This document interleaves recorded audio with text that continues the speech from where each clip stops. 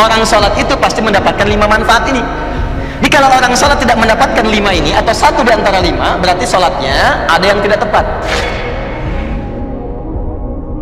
Bagaimana amalan itu cirinya diterima oleh Allah? Satu, kita ambil contoh sholat. Kedua, kemudian zakat. Ya, ketiga kemudian puasa. Keempatnya haji dan umrah. Secara umum, satu, ciri amalan diterima itu, yang pertama, jika manfaat-manfaat dari amal itu bisa nampak dalam kehidupan. Manfaat-manfaat atau fungsi dari amal yang dikerjakan itu nampak dalam kehidupan. Tahan, saya beri contoh misal. Maaf teman-teman, saya berikan kaidah umum dulu ya, kaidah umum. Itu semua ibadah itu kan bukan hampa makna. Semua ibadah itu punya fungsi, punya tujuan, punya manfaat. Ya, misal Sholat itu telah kita uraikan di awal bahasan kita, punya 5 manfaat. Orang sholat itu pasti mendapatkan 5 manfaat ini. Jadi kalau orang sholat tidak mendapatkan 5 ini, atau satu di antara 5, berarti sholatnya ada yang tidak tepat. Minimal satu di antara 5 mesti dapat. Jadi kalau yang 5 ini apalagi berkumpul dalam diri kita, ini menunjukkan 100% sholat kita diterima oleh Allah Subhanahu wa Ta'ala. Satu di antara 5, alhamdulillah, ada penerimaan dari Allah Subhanahu wa Ta'ala. Yang bahaya itu kalau satu pun dari 5 itu nggak ada yang dapat, maka ada yang salah dalam sholatnya. Ini menandakan belum diterima sholatnya oleh Allah Subhanahu wa Ta'ala. Nah, contoh yang pertama, misalnya Quran surah ke-29 ayat ke-45. Anda hafal salat, Anda hafal ayatnya insyaallah. Innas salata tanha 'anil fahsya. Sungguh solat yang benar itu, demikian cara menerjemahkannya, sungguh solat yang benar itu saat ditunaikan maka dampaknya akan mencegah pelakunya dari 2 sumber keburukan. Jadi sifat dan sikap buruk itu hanya 2 sumbernya. Kalau bukan fahsya itu mungkar. Fahsya itu keburukan yang datang lewat syahwat. Maaf ya, pornografi, porno aksi, LGBT, kata-kata jorok, gambar-gambar yang seperti itu fahsya namanya. Jadi kalau Anda sholat, Anda masih menikmati kata-kata yang kotor, tontonan-tontonan, gosip-gosip yang tidak jelas, gambar-gambar yang erotis, itu fahsya namanya. Jadi kalau orang nggak sholat, kata-katanya kotor, dia nggak sholat. Tapi kalau Anda sholat, tontonannya, ucapannya, pendengarannya menjurus kepada fahsya, ada yang salah dalam sholatnya. Ada yang salah. LGBT, yuk, saya ajak Anda sadar lah, yuk, ayo sadar, kembali. Kita doakan, kita bantu jadi manusia yang baik. Ya, jadi manusia yang baik, kita dorong jadi baik. Sayang itu artinya memberikan perhatian supaya sama-sama punya level kebaikan. Jadi kalau merasa kurang baik, jangan dipertahankan keburukan itu. Maaf ya, cuman setan yang mempertahankan keburukan. Karena beda manusia dengan setan, setan salah nggak kenal benar. Karena itu setan salah nggak mau tobat. Kalau manusia itu salah dan tobat. Jadi kalau ada manusia salah nggak mau tobat, patut dipertanyakan dia manusia apa bukan.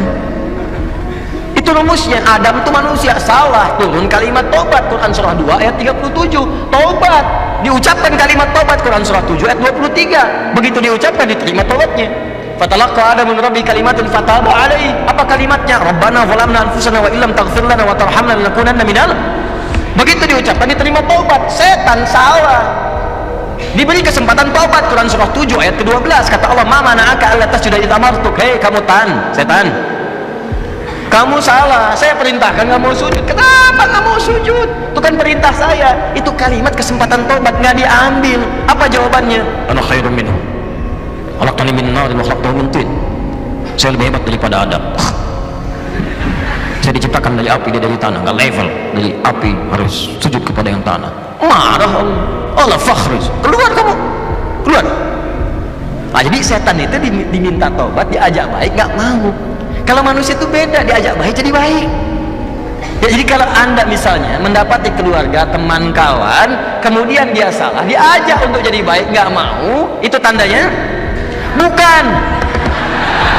Tandanya dia sedang dipengaruhi oleh setan. Bukan tandanya dia setan. Ibu punya suami, diajak baik, bapak jadi baik, lupa. Mama ini ngajarin papa, setan. Bukan. Ada pengaruh di situ. Jelas ya? Balik sini.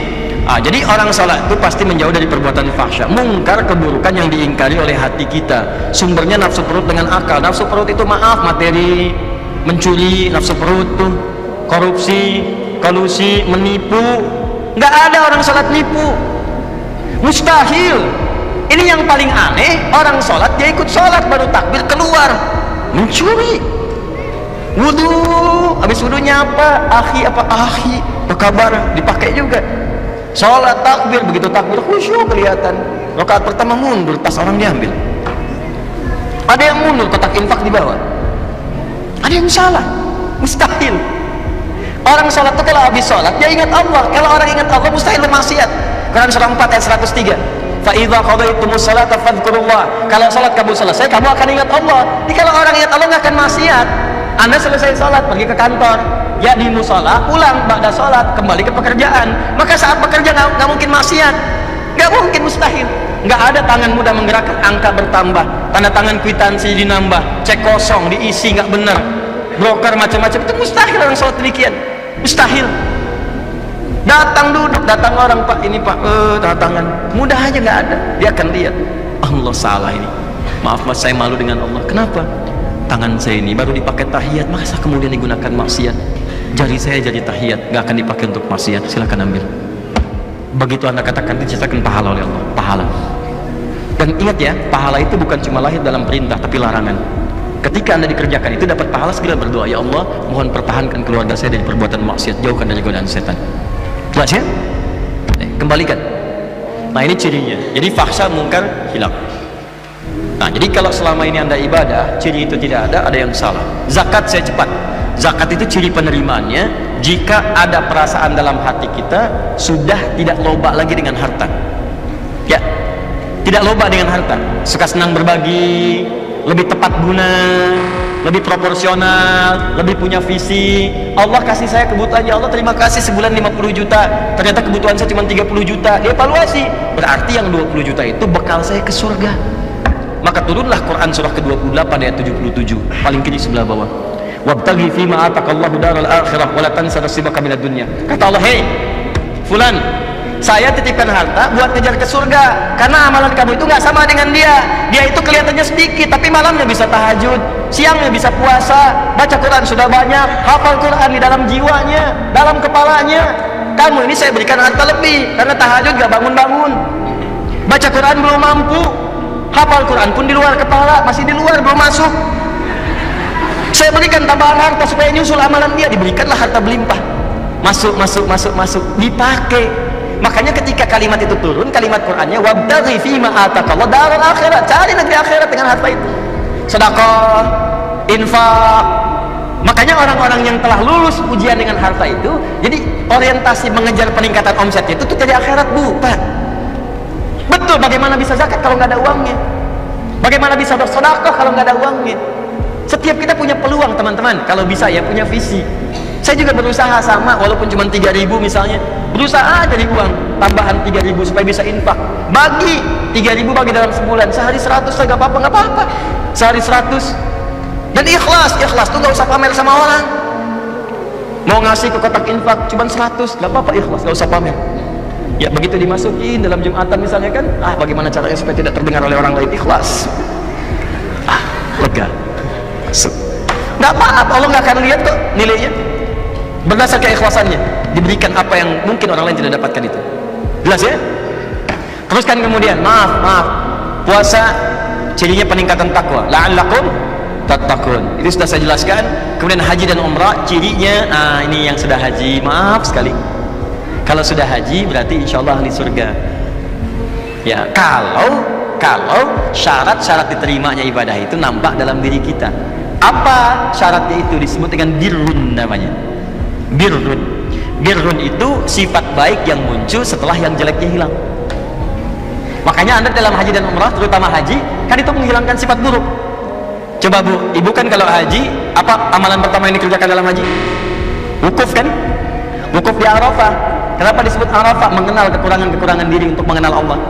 Makanya sebelum berangkat haji itu, nih yang mau haji nanti ya, kan kami tiap tahun buka nanti pendidikan untuk manasik, bebas terbuka untuk siapapun. Jadi diantara caranya begini, sebelum berangkat catat dulu kekurangan kita, tuliskan. Lihat di cermin, kurang apa? Tanya suami, tanya istri, tanya anak, tanya tetangga, saya kurang apa? Papa, mama ini merasa tidak sempurna.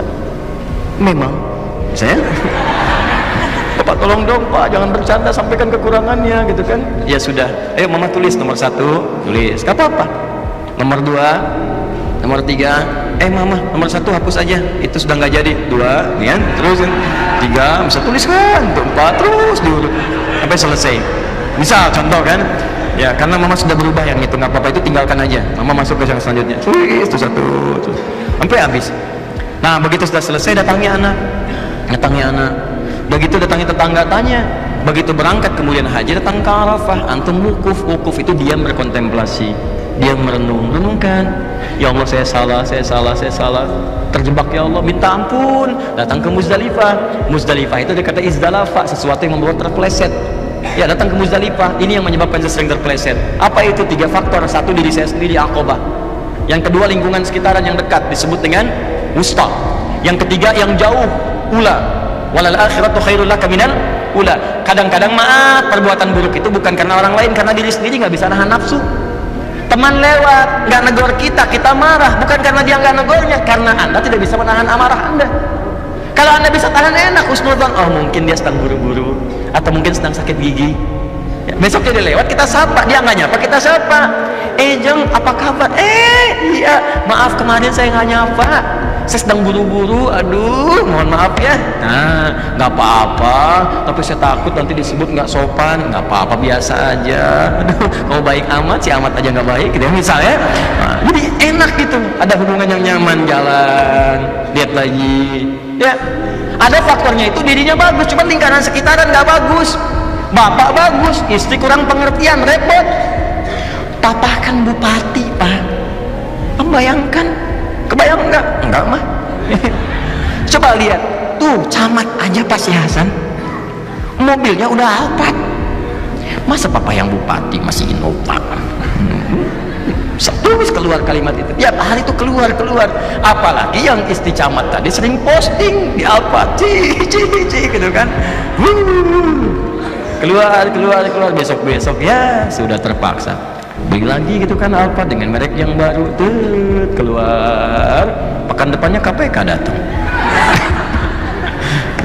Lihat, kadang lingkungan sekitar ada Pak, bayangkan karir suami habis karena pengaruh pasangan, atau istri yang baik punya suami yang kurang bagus. Kan ada orang yang sudah berhasil ya, from $1 to $1 billion company, modal $1 dia menghasilkan jutaan dolar untung, cuman karirnya hancur gara-gara pasangan hidup. Sama istri bagus, berhijab bagus, indah, punya pasangan kurang baik.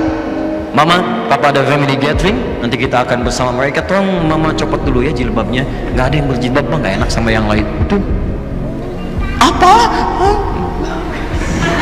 Katakan dengan yang lembut, Pak, pekerjaan itu sudah diatur, ajal kita juga kurang jelas Pak, mungkin di pertengahan kita wafat.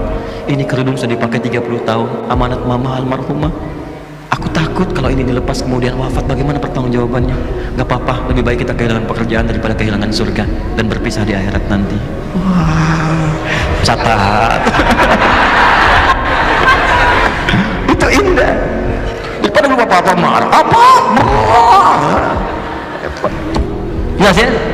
Atau maaf, istri baik, suami baik, diri baik, cuman orang-orang jauh yang baru dikenal memberikan pengaruh yang tidak baik. Pindah tugas, begitu pindah tugas ketemu orang-orang gak baik, baru datang sudah dibawa ke arah pencolongan, pencurian, pemalingan dan sebagainya. Itu yang membuat tidak baik. Nyampe ke sana lempar, begitu nyampe Aqabah, Bismillahirrahmanirrahim, lontar, wusta lontar, ula lontar, begitu dilontar hilang, pulang ke tanah air jadi baik, yang mabrur, baik. Yang merubah yang jelek disebut dengan birrun, jeleknya hilang, baiknya muncul. Maaf, marah hilang, sabar muncul. Sombong hilang, tawadhu muncul. Muncul yang baik, hilang yang jeleknya, birrun, melekat dalam diri. Kalau melekat pada diri seseorang disebut mabrur namanya, mabrur. Maka muncul istilah haji mabrur. Haji mabrur itu bukan haji yang diterima, tapi haji yang bisa merubah perilaku orang itu dari buruk menjadi baik. Makanya orang Arab menyebut haji sifatnya dari kalimat Nabi haji mabrur. Lekatkan mabrurnya, maksudnya begini, Pak haji bukan gelar, karena tidak ada ibadah yang melahirkan gelar. Apa ada kemudian Bapak Hasan sholat, kemudian misalnya infak, misalnya haji, lalu dapat gelar SHI, sholat haji infak? Kan nggak ada. Saya belum pernah dengar ada orang sholat sebelum bapak sholat, Ustadz salah tadi hidayat, nggak ada. Silakan cek, nggak ada, biasa saja.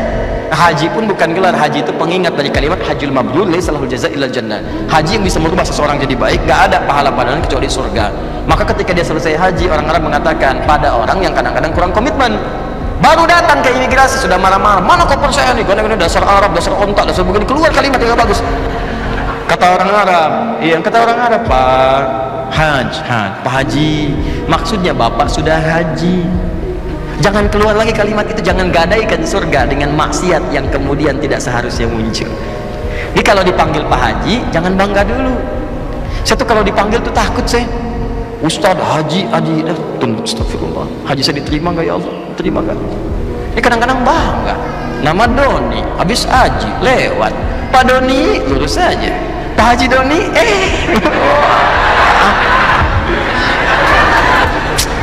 ada aja. Nah gitu ya. Nah, jadi ini kurang lebih. Jadi kalau ini sudah muncul dalam diri kita, ini gambaran amalan kita diterima oleh Allah Subhanahu wa taala. Jelas? Nah, yang terakhir, apa syarat amalan itu diterima? Nanti itu kita bahas di pertemuan berikutnya.